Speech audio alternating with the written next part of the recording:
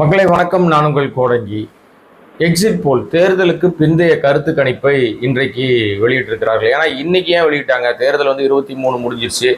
இன்னைக்கு ஏங்க வெளியிட்டாங்க அப்படின்னு சொன்னால், தேர்தல் கமிஷனுடைய அந்த ஒரு விதி, அவங்க ஏற்கனவே ஒரு கட்டுப்பாடுகள் விதிச்சிருந்தாங்க.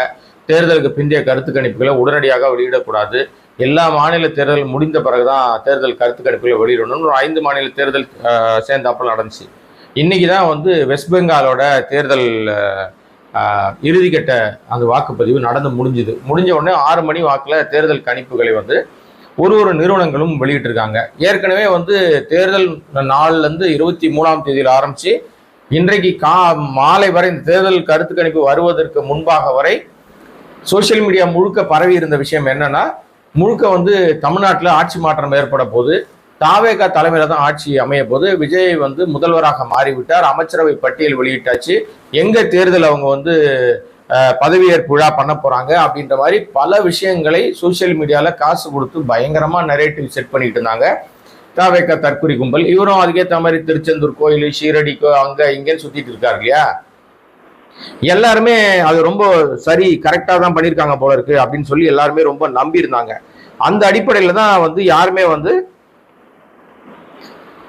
பெருசா அப்போ திமுக இந்த முறை லூஸ் பண்ணிட்டாங்க, தாவேகா திடீர்னு வந்த கட்சி ஆட்சியை பிடிக்கிறாங்க, பெரிய விஷயம் சொல்லி இந்த சோசியல் மீடியாவை பார்த்துக்கிட்டே இருக்காங்க இல்லையா. இவங்க எல்லாருக்கும் அது ஒரு பெரிய பேசு பொருளா இருந்துச்சு. எப்படிடா வெஜய் வெற்றி பெற்றிருப்பார்? ஏன்னா இன்னும் ரிசல்ட் வரல.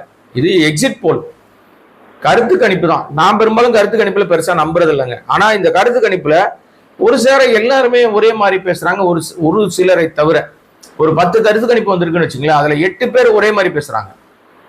ஒருத்தர் ஒரே ஒரு நபர் மட்டும் மாற்றி பேசுறாரு, இன்னொருத்தர் வேற ஒரு விஷயத்த மாற்றி பேசுறாரு.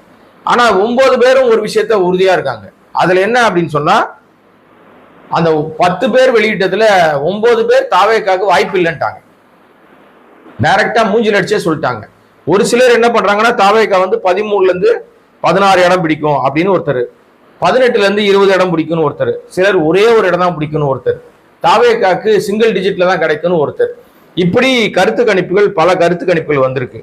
அந்த கருத்து கணிப்புகள்ல தாவேக்காவை எல்லாருமே விசில நசுக்கி ஓரமா வச்சுட்டாங்க. உள்ள இருக்கிற கொட்டையெல்லாம் எடுத்துட்டாங்க போல இருக்கு. கருத்து கணிப்புல இன்னும் ரிசல்ட் வரலங்க. ரிசல்ட் 4ஆம் தேதி 11 மணிக்கெல்லாம் தெரிஞ்சிடும் வச்சுங்களா. அது ஒரு ஓரமா இருக்கட்டும். அதுக்கு முன்பாகவே சோசியல் மீடியால கம்பு சுத்திட்டு இருந்தால, காத்திலேயே கம்பு சுத்தின ஆட்கள் எல்லாருக்கும் பதில் சொல்ற மாதிரி இவங்க ஒரு விஷயத்த வெளிப்படுத்திட்டாங்க. அதுல பெரும்பான்மையான ஓவரால் கருத்தாக என்ன இருக்கு அப்படின்னு சொன்னா, எப்படி மை இந்தியான்னு சொல்லி இந்தியா டுடேவுடைய கருத்து கணிப்பு, ஒரு கருத்து கணிப்பு மட்டும்தான் தாவேகா வெற்றி பெறும் அப்படின்னு சொல்லியிருக்காங்க. அந்த தாவேகா வெற்றி பெறும் சொல்ற அந்த கருத்து கணிப்புல அவங்க சொல்லி இருக்கிற விஷயம் என்ன அப்படின்னு சொன்னா, கிட்டத்தட்ட திமுக 2ஆம் இடம் போயிடும், தாவேகா ஒரு பெரிய வெற்றியை பெறும் அப்படின்ற மாதிரி அவங்க ஒருத்தர் மட்டும்தான் சொல்லியிருக்காங்க. என்னடா இது அப்படின்னு சொல்லி நீங்களும் யோசிக்கிறீங்களா? நானும் அப்படிதாங்க யோசித்தேன்.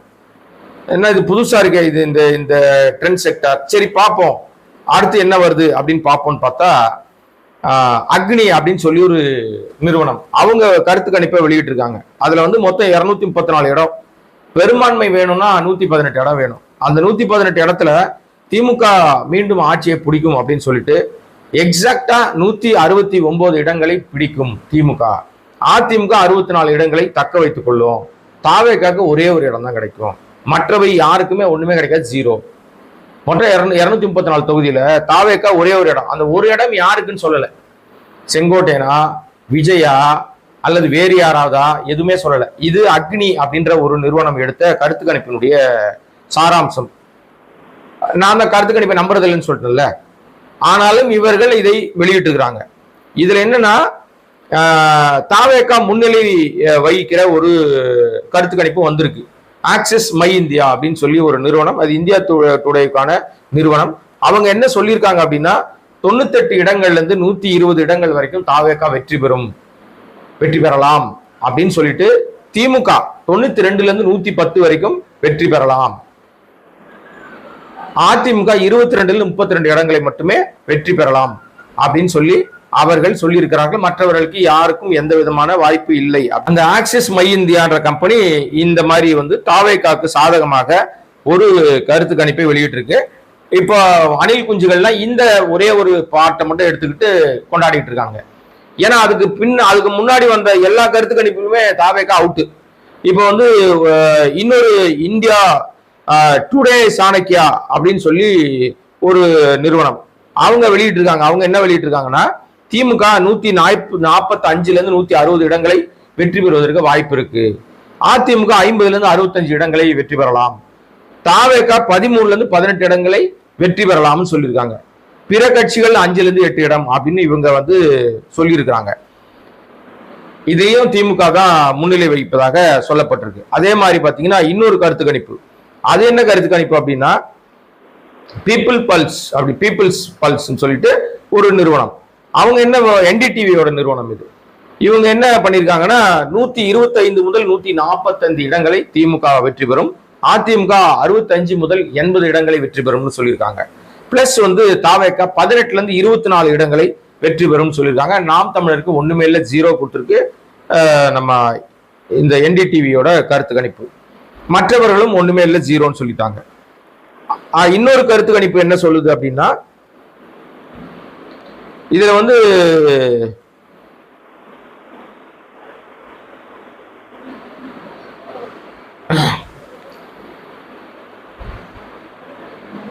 சாணக்கியா ஸ்ட்ராட்டஜிக்ஸ் அப்படின்னு சொல்லி ஒரு நிறுவனம். அது யாருதுன்னா இந்த ரங்கராஜ் பாண்டேவுடைய நிறுவனம் நினைக்கிறேன் நான், மேபி அதுவா தான் இருக்கணும். அந்த நிறுவனம் என்ன சொல்றாங்க அப்படின்னு சொன்னா, திமுக 145ல இருந்து 160 இடங்களை பெறும் அப்படின்னு சொல்றாங்க. அதிமுக 50ல இருந்து 65 இடங்களை பெறும்ன்றாங்க. பிற கட்சிகள் 5ல இருந்து 8 இடங்களை பெறும். பிற கட்சிகள்ல வந்து தாவேக்கா, இது நம்ம நாம் தமிழர் இருக்கலாம், அல்லது வேறு யாராவது சுயேட்சைகள் இருக்கலாம், எது ஒன்றா இருக்கலாம். தாவேக்காக்கு இவர்கள் கொடுக்கிற மதிப்பீடு என்னவா இருக்குன்னா, 13ல இருந்து 18 இடங்களை கொடுப்பதாக இவர்கள் குறிப்பிடுகிறார்கள். அதுக்கப்புறம் வந்து பாத்தீங்கன்னா உங்களுக்கு வந்து இன்னும் சில அமைப்புகள் என்ன பண்ணிருக்குன்னா, திமுக 122ல இருந்து 132 வரைக்கும், அதிமுக 87ல இருந்து 110, தாவேக்கா 10ல இருந்து 12, மற்றவை 6, 0 to 6. அதே மாதிரி வந்து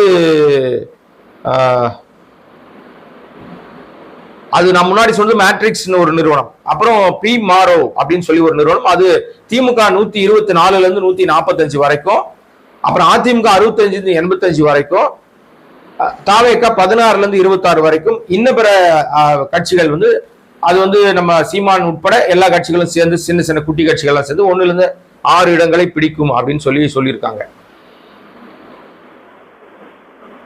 இந்த எல்லா கருத்து கணிப்புகளிலுமே ஒரு விஷயம் குறிப்பாக முன்னிலைப்படுத்தப்படுகிறது. இதுல இன்னொரு நிறுவனம் என்ன சொல்லியிருக்குன்னா,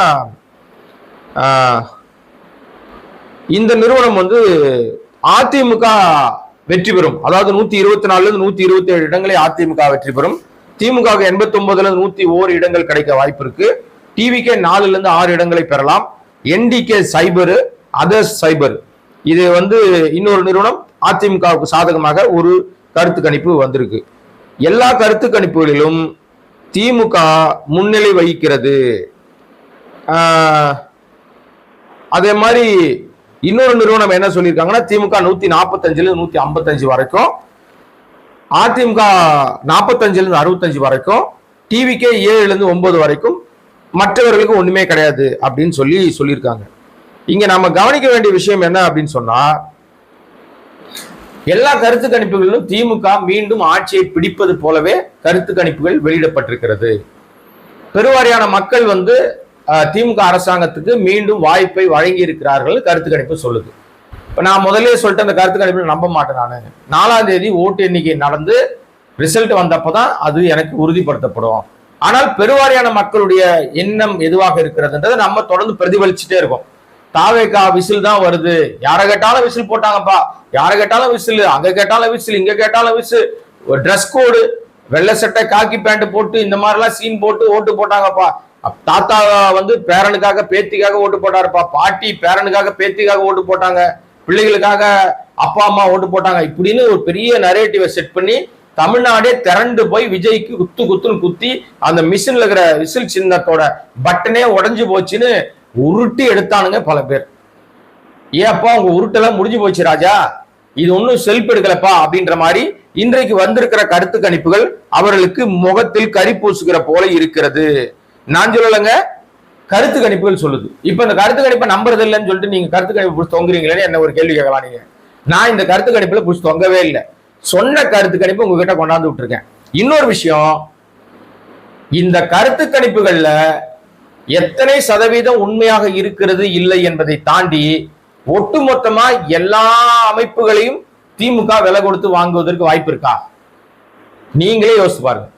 இப்ப இதை நடத்தி இருக்கிறவர்கள் ஆல் இந்தியா பார்ட்டியா இருக்கிற பல ஊடகங்கள் 5 மாநில தேர்தலுக்கு நடத்தப்பட்ட கருத்து கணிப்புகளை தான் இவங்களும் வெளியிட்டு இருக்காங்க. தமிழ்நாடு, வெஸ்ட் பெங்கால் உட்பட 5 மாநில தேர்தலில் யார் யார் எங்கெங்க என்னென்ன வாய்ப்புகளை பெறுவார்கள், யாருக்கெல்லாம் என்ன மாதிரியான வாய்ப்புகள் இருக்குன்றத அவங்க கருத்து கணிப்புகளாக வெளியிட்டு இருக்காங்க. அப்படி வெளியிட்ட பெரும்பாலானோர் திமுக வெற்றி பெறும்னு சொல்லியிருக்காங்க. அந்த சொன்ன ஊடகங்கள் பெரும்பாலும் பாஜக ஆதரவு ஊடகங்கள். அதை நீங்க நோட் பண்ணணும். அவங்க திமுக மெஜாரிட்டியோட வெற்றி பெறுகிறதுன்னு சொல்றாங்க. இப்போ கொஞ்ச நாளைக்கு முன்னாடி ஒரு 4-5 நாளா நிறைய ஊடகத்தினோட பத்திரிகையாளர், மூத்த பத்திரிகையாளர் சொல்லிட்டு பல பேர் ஹேங்கிங் கவர்மெண்ட் வரும்னு பேசிட்டு இருந்தானுங்க. விசில பார்த்து பயந்துட்டோம் நாங்களே, என்னங்க உண்மையிலே விசிலுக்கு பயங்கரமா உழுந்துருக்குங்க ஓட்டு அப்படின்னு சொல்லிட்டு இருந்தாங்க. ஆனா அவர்கள் ஹேங்கிங் கவர்மெண்ட் வரும்ன்ற அளவுக்கு இங்க கருத்து கணிப்புல எந்த விதமான மாறுபட்ட விஷயமே தெரியல. ஒருத்தர் அதிமுக வெற்றி பெறும்ன்றாங்க, ஃபுல் மெஜாரிட்டியில வெற்றி பெறும், ஸ்வீப்பா அவங்க வெற்றி பெறுவாங்கன்னு சொல்றாங்க. ஒருத்தர் தாவேகா வெற்றி பெறும், அதுவும் ஸ்வீப்பா, அந்த மாதிரி கூட்டணி கட்சி தொங்கல் சட்டசபை அப்படிலாம் இல்லாம தொங்கு சட்டமன்றம் வராம ஒட்டுமொத்தமா வெற்றி பெறும்னு சொல்லியிருக்காங்க. அது மாதிரி திமுக சொல்லப்பட்ட கிட்டத்தட்ட 8 கருத்து கணிப்பிலும் திமுக பெருவாரியான மெஜாரிட்டியாக வெற்றி பெறுகிறதுன்னு சொல்றாங்க. 118 வேணும் நமக்கு. 234ல 118 இடங்களை திமுக வென்று விட்டால் ஆட்சி அதிகாரத்துல அதிகாரப்பூர்வமா உட்கார முடியும். அப்ப அவங்க உட்கார்ந்துட்டாங்க அப்படின்னு சொல்றாங்க. இங்க ஹேங்கிங் கவர்மெண்ட்டுக்கு வாய்ப்பு இல்லை. தமிழ்நாடு சட்டமன்ற தேர்தலில் பெரும்பாலும் மக்கள் ரொம்ப தெளிவாக எப்பவுமே வாக்கு செலுத்துவாங்க. இந்த முறையும் அதைத்தான் செலுத்தி இருக்கிறார்கள். அப்ப இந்த அலை அடிச்சது, விஜயோட அலை அடிச்சது, விஜய் அதை புடுங்கினார், கைட்டினார், நட்டாரு, இங்க இருந்து அங்க புடுங்கி நட்டாரு சொன்னதெல்லாம் அப்ப என்னப்பா பூரா பொய்யா கோபால் அப்படின்னா, பொய்யா கோபாலா பொய்யா உண்மையா கோபால்னு இப்ப 4ஆம் தேதி காலையில 11 மணிக்கு தெரிஞ்சிடும். இன்றைக்கு அவர்களுக்கு இந்த சாதகமான நிலை வரலன்னு சொன்ன உடனே இது பூரா திமுகவுடைய உருட்டு வேலை, நம்பாதீங்க அப்படின்னு தாவேகா தற்கூரி கும்பல் கதற ஆரம்பிச்சிருக்காங்க. அதுல இந்த ஒன்னே ஒண்ணு மை இந்தியான்னு சொல்லிட்டு ஒரு குரூப் பண்ணியிருக்காங்க இல்லையா, NDTVயோட நிறுவனம் போட்டிருக்குல்ல, இதை மட்டும் கையில புடிச்சுக்கிட்டு பாத்தீங்களா அண்ணன் ஆட்சி அமைக்க போறாரு அப்படின்னு சொல்லி அதை மட்டும் உருட்டிட்டு இருக்காங்க. அதுதான் இப்போ சோசியல் மீடியால உருண்டு ஓடிக்கிட்டு இருக்கு. ஏடிஎம்கே சாதகமா ஒண்ணு வந்திருக்குல்ல, அதை ஏடிஎம்கே காரங்க உருட்டிட்டு இருக்காங்க. திமுக ஏற்கனவே ஒரு 8, 9, 10 வந்துட்டதுனால அவங்க அதை வச்சு அவங்களுடைய விஷயத்த பண்ணிட்டு இருக்காங்க. ஆனா மக்கள் தெளிவான தீர்ப்பை எழுதியிருக்கிறார்கள் மட்டும் தெளிவா தெரியுது. எந்த விதமான நடிகை மனநிலை, மாய மனநிலைக்கு மக்கள் பலியாகலன்னு தெரியுது. இன்னொரு விஷயம், நடிகனை பார்த்துட்டு கடந்து போயிட்டாங்க. அப்ப எல்லாரும் விசிலுக்கு போட்டேன்னு சொன்னது பூரா பொய் போல இருக்கு. பேரனுக்கு பேத்திக்கு உனக்கு தாமா போட்ட, விசிலுக்கு தாமா போட்டு வந்தேன் தாத்தா பாட்டி பொய் சொல்லியிருக்காங்க போல இருக்கு.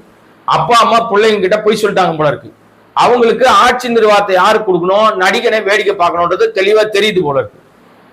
அந்த அடிப்படையில விஜயனுடைய விசிலை நசுக்கி இருக்கிறார்கள். உள்ள இருக்கிற கொட்டையை வெளியே எடுத்துட்டாங்க. விசிலுக்குள்ள ஒண்ணு பால் இருக்கும்ல, அதை சொல்றேன், நீங்க எதுவும் தப்பா நினைக்காதீங்க. அதை பூராத்த நசுக்கி வெளியே போட்டாங்கன்னு நினைக்கிறேன் நான். அதனால சத்தம் காணும். இல்லைன்னா இந்நேரம் என்ன குதி குச்சிருப்பானுங்க.